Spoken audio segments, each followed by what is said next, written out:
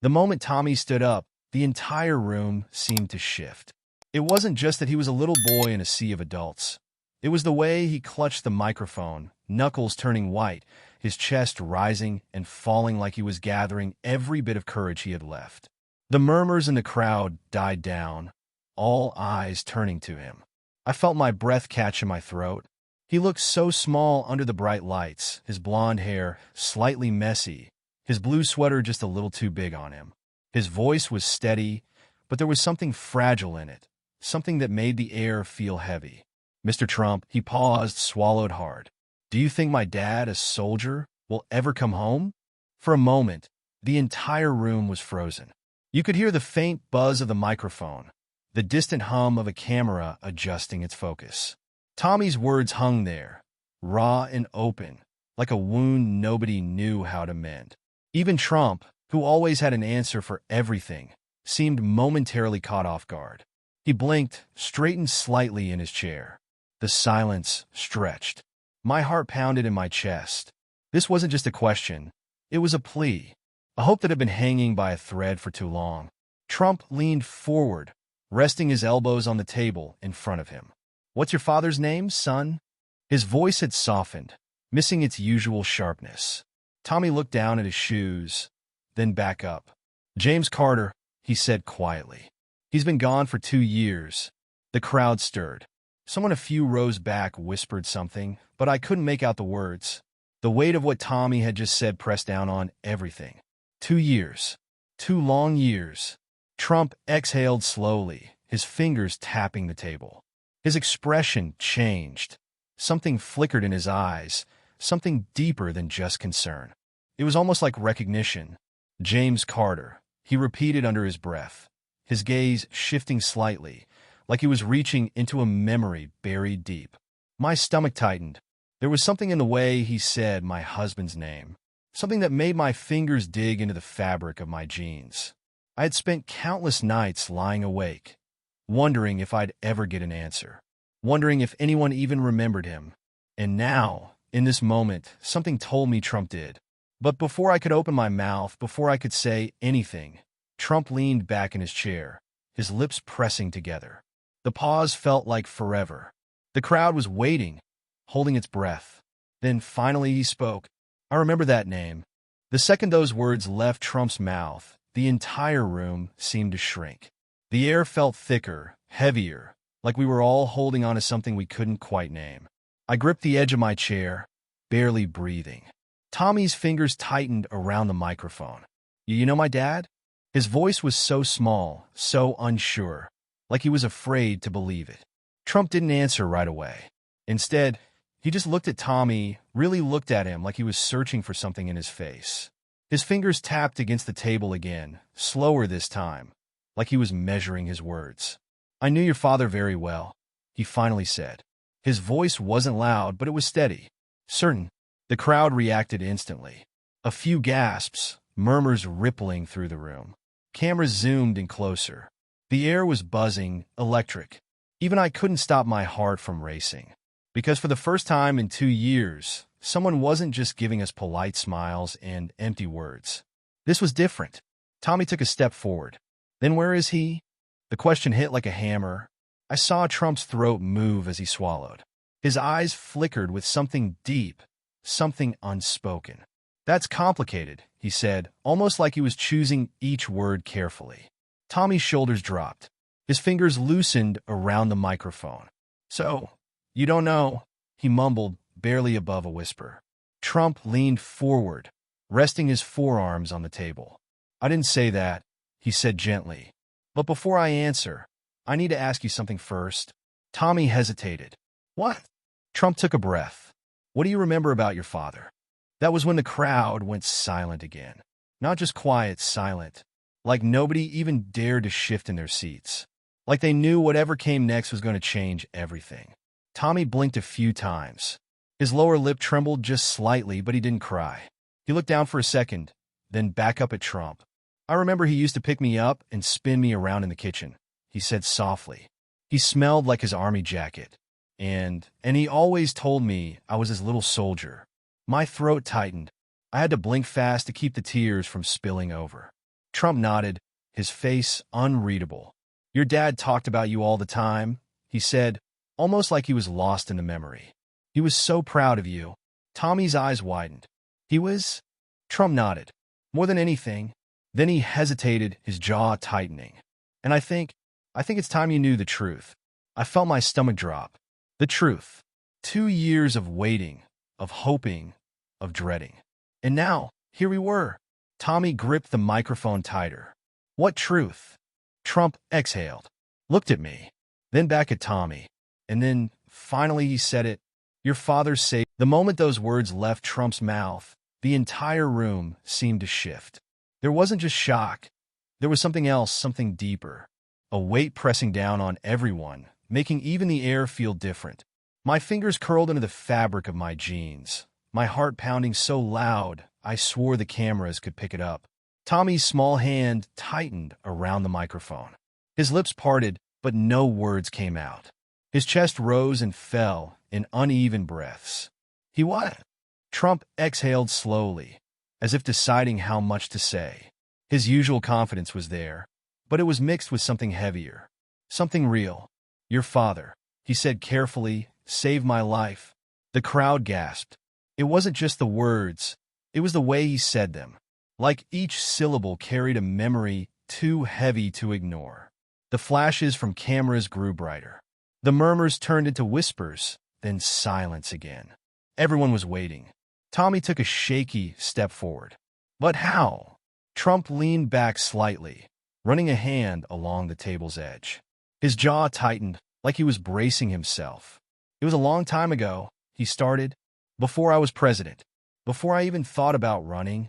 His eyes flickered toward me for just a second before landing back on Tommy. I was overseas. Business trip. But things went wrong. Very wrong. A cold chill ran down my spine. I never knew this. Nobody had ever told me. Trump's fingers tapped against the table. Slow. Measured. There was an attack. I don't know if it was planned or just bad luck, but it happened fast. 1 second, I was talking to my team. The next gunfire. Explosions. His voice was steady, but there was something in his eyes that I hadn't seen before. Something haunted. We weren't supposed to be in danger. We weren't supposed to be anywhere near it. But there we were. The entire room was dead silent. Nobody moved. Nobody even breathed. Tommy swallowed. And my dad? Trump looked him straight in the eye. Your dad was there, Tommy. And when everything went bad, when people ran, when they hid, he didn't. He stood his ground. His voice grew quieter, like the weight of the memory was pressing on his chest. He saw me, knew I wasn't a soldier, knew I wasn't prepared, and instead of saving himself, he saved me. My breath caught. The words felt too big, too heavy. My husband, James, always brave, always putting others first. But this, Tommy's fingers gripped the microphone so tightly his knuckles turned white. What did he do? Trump's eyes darkened, lost in the past. He pulled me to cover, took the hit that was meant for me. He hesitated, glancing down before meeting Tommy's gaze again. If it wasn't for him, I wouldn't be here right now. A sharp gasp broke from someone in the audience. A woman in the front row covered her mouth. I felt my own breath hitch, my vision blurring. Tommy shook his head slightly, like he was trying to understand. But he's still gone? His voice cracked on the last word. Trump leaned forward, his expression unreadable. Yes, he said softly. He didn't come home, but he didn't leave without a fight. He was the bravest man I've ever met. Tears welled up in my eyes, but I blinked them back. Not here. Not now. Tommy's shoulders lifted with a deep breath, his small frame trembling. He looked down at the floor, then back up, something new in his expression. You're saying my dad was a hero? Trump didn't even hesitate. I'm saying your dad was more than a hero. Tommy's lip trembled, but he straightened his back. He was trying so hard to be strong, to be the little soldier his father had always called him. But he was still just a boy who had lost the most important person in his world. The room was so quiet that the faint hum of the overhead lights felt deafening. Cameras zoomed in. Journalists barely moved, afraid to break the moment. Then Tommy whispered, did he say anything before he couldn't finish? His voice cracked, and for the first time, His hand wiped at his eyes. Trump's face changed. Something deeper flickered there, regret, sadness, something that looked almost like guilt. He exhaled. "Yes," he said. "He did." I felt my chest tighten. The entire room leaned in, waiting. Trump reached into his suit pocket, pulled out something small. Worn. A piece of folded paper. "Your father left this," he said. "For you?" Tommy's breath hitched. He blinked, staring at the paper like it wasn't real. Like none of this was real. The crowd erupted into murmurs, but I barely heard them. My entire world had just narrowed to that one piece of paper. My husband's last words. Tommy hesitated. His small hands clenched and unclenched. His whole body shook, but he took a step forward. Then another. Trump extended the paper toward him. "I promised I'd deliver it," he said. "And I don't break promises." Tommy reached out, his fingers trembling as they brushed against the worn edges of the letter. The paper felt thin, fragile, like it had been carried through too much. He swallowed hard. Then, with the entire world watching, he opened it. Tommy's fingers trembled as he unfolded the letter. The paper was worn, creased in places where it had been folded and unfolded too many times. The ink was slightly faded, but the handwriting was strong. Sharp letters, written by a man who had always been sure of himself. My husband's handwriting. Tommy swallowed hard, his lips pressing together as his eyes darted over the words. The room was completely silent. Not a whisper, not a shuffle, not even the hum of a phone vibrating. Just the sound of Tommy breathing, shaky and uneven. His mouth opened slightly, like he wanted to say something, but he didn't. Instead, his eyes kept moving, scanning the letter, his small fingers gripping the edges like it might slip away if he didn't hold on tight enough. I couldn't take it anymore. "Tommy," I whispered, leaning forward. "What does it say?" He didn't answer at first, just kept staring, blinking hard. Then, finally, he took a deep, shaky breath. "It says," his voice cracked. He wiped at his eyes quickly, his shoulders stiff. "It says, 'My brave boy. If you're reading this, it means I couldn't make it home.'" A gasp rippled through the crowd. My chest tightened, my hands pressing into my lap. Tommy clenched his jaw, forcing himself to keep going. "But I need you to know something," he read. "I didn't leave because I wanted to. I left because I had to. Because sometimes being a soldier means making a choice. And sometimes that choice isn't fair." Tommy sniffed, his free hand curling into a fist. He blinked hard again, fighting against the tears that threatened to spill. I wanted to take the letter from him, to read it myself, to carry some of the weight. But I knew this moment was his. Trump hadn't moved. He sat still, watching Tommy, his face unreadable. Tommy's voice wavered, but he kept reading. "I need you to do something for me, son. I need you to be strong. Not just for yourself, but for your mom. She's the bravest person I've ever known. And she's going to need you. More than ever." A sharp breath left my lungs, like the words had reached into my chest and squeezed. Tommy's fingers tightened around the page. "But don't ever think that being strong means you can't cry, or that you can't miss me. Because I miss you too. Every single day." His breath hitched. He was shaking now, his small shoulders trembling.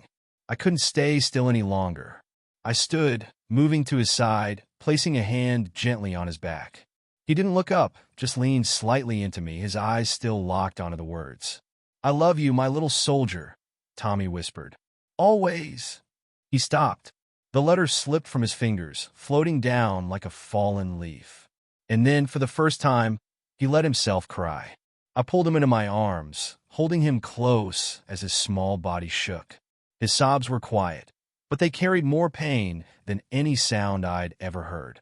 I smoothed his hair, pressing a kiss to the top of his head, whispering, "He loved you so much, baby." The crowd was silent, completely still. Some people had their hands over their mouths. Others wiped at their eyes. Even the reporters, who were supposed to stay neutral, looked shaken. Trump exhaled slowly, his fingers steepled together. He looked down at the letter on the table, his expression unreadable. But his eyes looked different, softer. "I never read it," he admitted after a long pause. His voice was low, almost thoughtful. "I kept it with me, carried it for years. but I couldn't bring myself to open it. He met Tommy's gaze. Because I knew it wasn't mine to read. Tommy sniffed, rubbing at his eyes with his sleeve. Why did you wait so long to give it to me?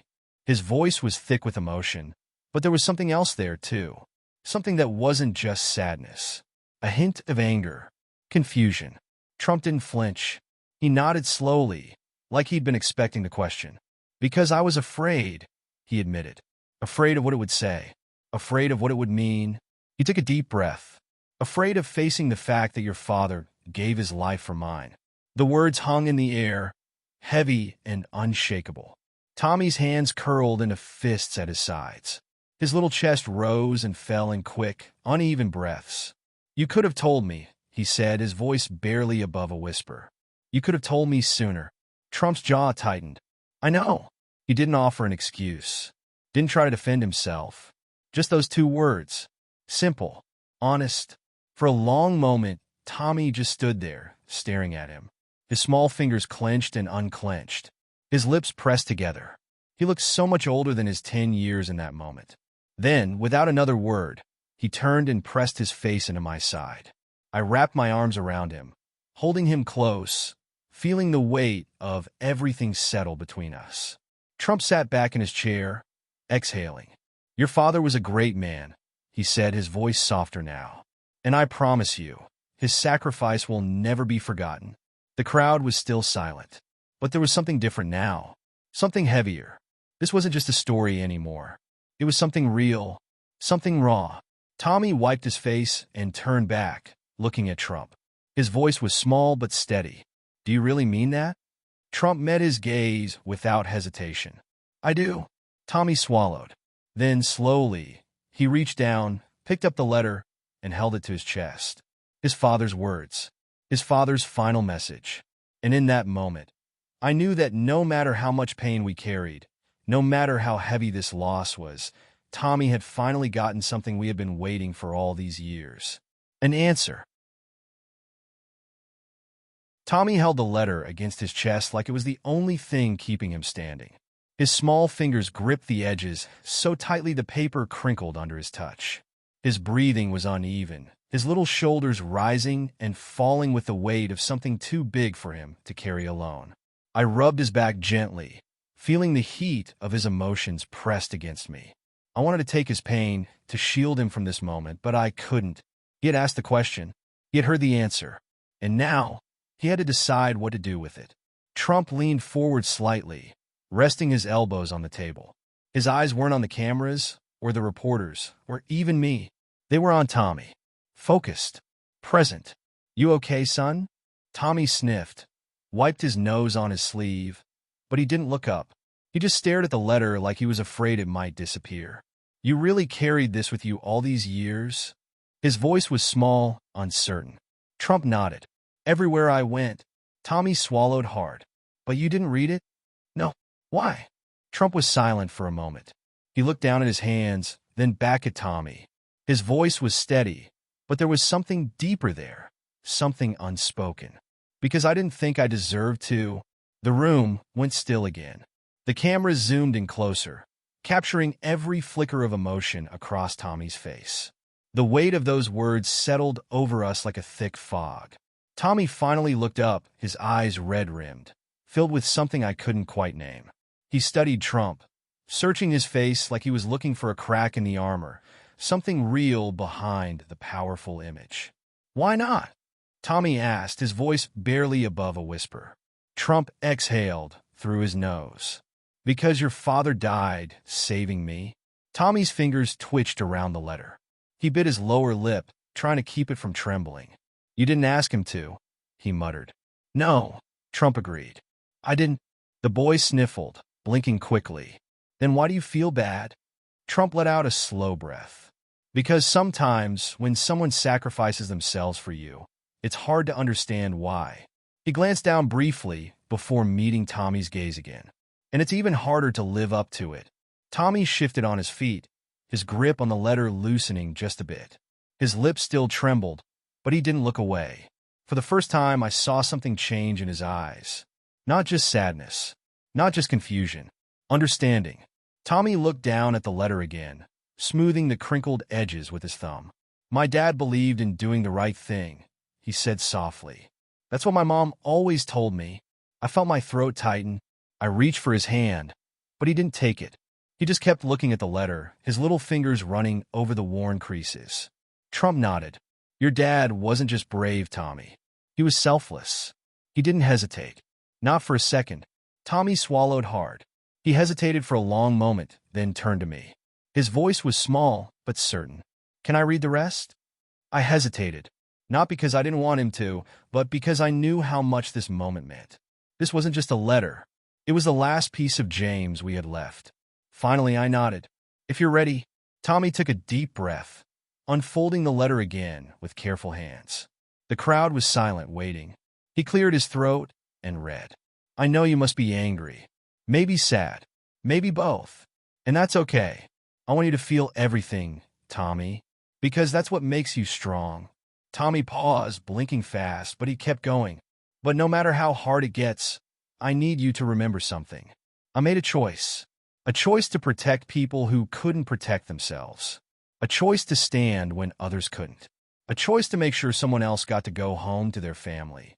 Even if I didn't." His voice wavered, but he didn't stop. "And I don't regret it. Not for a second. Because that's what it means to be a soldier. That's what it means to be your father." A choked sob caught in my throat. I pressed a hand to my lips, closing my eyes for just a second, letting the words sink in. Tommy wiped his sleeve across his face, his whole body shaking. He read the last lines in a whisper. "I love you more than anything in this world, Tommy. And I will always be with you. Always." The letter fell from his fingers again, landing in his lap. He didn't pick it up this time. He just sat there, staring at nothing. The crowd was completely still. Then Tommy turned to Trump, his face streaked with tears, but his eyes holding something new. Not just grief. Resolution. "My dad saved you," he said quietly. "That means he believed you were worth saving." Trump's breath hitched.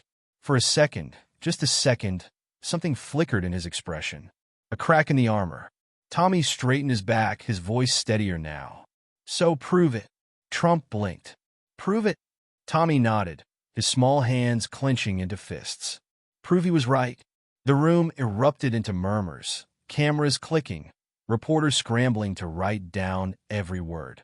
But none of that mattered, because at that moment, for the first time since the day James left, I saw something in my son that Tommy sat completely still, his hands resting in his lap, his little fingers curled around the edges of the letter, like it was the only thing holding him together. The room was so quiet it felt like the world had stopped spinning. Even the reporters, usually buzzing with questions, seemed frozen, waiting. Trump hadn't moved. He sat there, watching Tommy, his eyes unreadable. His hands were clasped together, his posture tense in a way that wasn't his usual confidence. It was something else, something heavier. Tommy took a deep breath, his small chest rising and falling. Then, carefully, he unfolded the letter again. "There's more," he said quietly. His voice barely carried across the microphone, but everyone heard it. I felt my breath catch. Tommy ran his fingers over the bottom of the page, smoothing out the last few lines. He swallowed hard, his throat working around the emotion thick inside him. Then he read, "If you're reading this, my brave boy, I need you to do one last thing for me." Tommy's lips parted slightly, like even he hadn't expected those words. His small fingers clenched around the page. Trump shifted slightly, leaning forward just a little. His eyes flickered down to the letter, then back up to Tommy. Tommy swallowed and kept going. "Don't be afraid to live, Tommy. Don't be afraid to laugh, to play, to dream. Because if you stop doing those things, then I'm really gone." A breath hitched somewhere in the crowd. A woman in the front row wiped at her eyes, her lips pressed tightly together. Tommy's voice wavered. "I need you to promise me that you won't let sadness take away the things that make you who you are. I need you to promise that you'll be happy." His voice cracked on that last word. "Happy." Tommy blinked hard, his little hands shaking. He sniffed, but he kept reading. "And I need you to know something, Tommy. Something important. Something I should have told you more when I was home." His breathing grew uneven. He held the letter so tightly now that his knuckles turned white. I reached for his hand, gently placing mine over his, grounding him. "You don't have to keep going if you're not ready," I whispered. He sniffed again and shook his head. "I want to." Trump didn't say anything. He just watched, his face unreadable but his eyes dark with something deep, something I couldn't quite place. Tommy took another shaky breath, then read the last lines.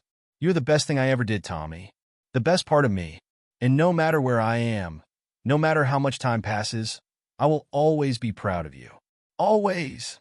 The moment he finished, his hands dropped into his lap. The letter sat there, slightly crumpled, stained with the tears that had fallen onto the paper. Silence. And then, in a voice so small it almost didn't sound like him, Tommy whispered, "I miss him." I couldn't stop the tears anymore. I wrapped my arms around him, pulling him into my chest, holding him close. "I know, baby," I murmured. "I know." His little body shook as he pressed his face into my shoulder, his small hands clutching my sleeve. The weight of the moment was too much for him, too much for anyone. Trump let out a slow breath. He looked down at his hands for a moment, then back up at Tommy. "He would be proud of you," he said, his voice quieter than I'd ever heard it. "More than you know." Tommy didn't move, didn't speak, but I felt him nod slightly against my shoulder. The crowd was still frozen, caught in the moment. Reporters had stopped taking notes. People in suits, people with cameras, people who had come here expecting just another event. All of them sat there, unmoving, watching a little boy grieve his father. Finally, after what felt like forever, Tommy pulled away slightly. He wiped at his face with his sleeve, his eyes still red, but his expression was different now. He wasn't just sad anymore. He was something else, something determined. His little hand smoothed out the letter again, carefully folding it the way it had been before. He pressed it against his chest, holding it close like it was part of him. Then he turned to Trump. "My dad wanted me to be happy," he said, his voice quiet but steady. "He wanted me to keep going." Trump nodded slowly. "He did." Tommy inhaled deeply. "Then I have one more question." Trump raised an eyebrow slightly. "What is it?" Tommy lifted his chin. "How are you going to make sure my dad didn't die for nothing?" A sharp silence fell over the room. The cameras clicked back to life, flashes bursting like fireworks. The reporters jolted forward, pens scratching against paper. Trump blinked, clearly not expecting that question. He opened his mouth, then closed it again, as if he was thinking carefully before he spoke. I held my breath. Then, in a voice firm but calm, Trump said, "Your dad believed in protecting others, in doing the right thing, no matter how hard it was." He paused, then leaned forward slightly. "I intend to live up to that." Tommy studied him, searching his face. He didn't say anything right away. Then slowly he nodded, and in that moment, something shifted. Something unspoken passed between them. Not just words, an understanding. Tommy stood there, the letter clutched tightly against his chest, his small frame still trembling. The air in the room felt heavy, like everyone was waiting for something to break the silence, but nothing did. The weight of his question still hung there, pressing against all of us. Trump sat back in his chair, his expression unreadable. For a man who always had an answer, always knew what to say, he looked different.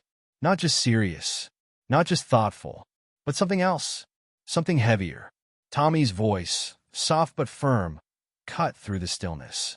"You said my dad saved you," he said, blinking back the last of his tears. "You said he gave his life so you could live." He took a shaky breath, his fingers curling tighter around the letter. "What are you doing to make it worth it?" A murmur rippled through the crowd. Even the reporters, who had been furiously scribbling notes just moments ago, had gone still. The question hung there like a challenge, simple but impossible to ignore.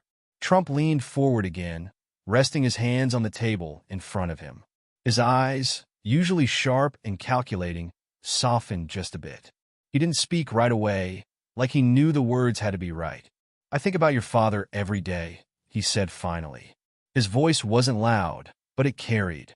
And not just because he saved my life, but because he reminded me what real courage looks like. Tommy didn't flinch. He didn't back down. That's not an answer. For the first time, I saw Trump's jaw tighten. Not out of anger, but because I realized he was holding something back, something he wasn't used to showing. He exhaled slowly. "You're right," he said quietly. "It's not." The room seemed to shrink, the walls pulling in closer. I could feel my heart pounding in my chest. I wanted to reach for Tommy, to hold him again, but something told me he didn't need that right now. He needed the truth. Trump looked down at his hands for a long moment before lifting his gaze again. "The truth is, I've made mistakes," he said, his voice rougher now. "I've spent a lot of time thinking about what I could have done differently. And there are things I can't change, no matter how much I want to." The honesty in his tone was unexpected, almost jarring. It was like the mask he always wore had slipped, just for a moment, and everyone in the room could see behind it. "But your father's sacrifice," he paused, swallowing hard. "It's the reason I keep going. Because I owe him. And I owe you." Tommy's shoulders rose and fell with a slow breath. His face was still streaked with tears, but there was something steady in his expression, something that wasn't going to let this moment slip away. "You still didn't answer," he said quietly. Trump blinked, and for a moment he almost smiled, not out of amusement, but because I think he realized he wasn't going to get away with anything less than the truth. "I try," he said simply. "Every day, I try to be someone he would be proud of. I try to make decisions that protect people like your dad, people who give everything so the rest of us can be free." He hesitated, his voice growing softer. "And when I fall short, I remember him, and I try harder." The words hung there, heavy and raw. No spin, no carefully crafted speech. Just truth. Tommy shifted on his feet. His grip on the letter loosened just a little. "Do you think he's proud of you?" The question hit harder than anything else so far. The crowd seemed to draw in a collective breath, waiting for the answer. For a long moment, Trump didn't speak. His face was unreadable again, but his eyes, for the first time that night, looked unsure. "I don't know," he said quietly. "I hope so." A sharp, quiet sound broke through the silence. A soft sob. From somewhere near the back of the room, a woman pressed a hand to her mouth, tears spilling down her cheeks. Another man near the front wiped his eyes quickly, as if embarrassed to be seen crying. And suddenly I realized it wasn't just us. The entire room felt it. The weight of a man's sacrifice. The pain left behind. And the simple truth that no matter how powerful you are, there are things you can't undo. Tommy let out a breath, shaky but a little steadier now. His fingers brushed over the folded letter one more time before he lifted his eyes again. "I think you would be proud," he said softly. "Because you're trying." A hush fell over the room, and for the first time since this all started, the tension cracked, just a little. Trump's expression softened. The sharp edges, the weight of everything, seemed to fall away. "Thank you, Tommy," he said quietly. Tommy didn't say anything else. He just nodded. I reached for his hand again, and this time he took it. His fingers slipped into mine, warm and small but steady. I gave his hand a gentle squeeze, pride swelling in my chest. The cameras started clicking again, flashes breaking through the heavy quiet. But even as the noise returned, the air still felt different. Like everyone in that room had been changed by what had just happened. A man in the third row wiped his eyes with the back of his hand. A woman next to him, holding a small American flag, clutched it against her chest like it meant something more now. Even the reporters, usually cold and focused, looked shaken. For the first time in a long time, it didn't feel like politics. It didn't feel like a show. It felt real. Trump leaned back in his chair again, his hands still folded together on the table. His face was calmer now, quieter. But there was something else there, something I hadn't expected. Gratitude. Tommy shifted beside me, his little hand still in mine. His tears had dried, but his face was serious, older, somehow, than when this had all started. I bent down slightly, brushing a strand of hair from his forehead. "You okay?" I whispered. He nodded, his voice soft but sure. "Yeah." And for the first time in 2 years, I believed him. The room, the people, the noise, it all faded into the background. Because in that moment, nothing else mattered. Tommy had his answer. And somehow, in the middle of everything, I realized something too.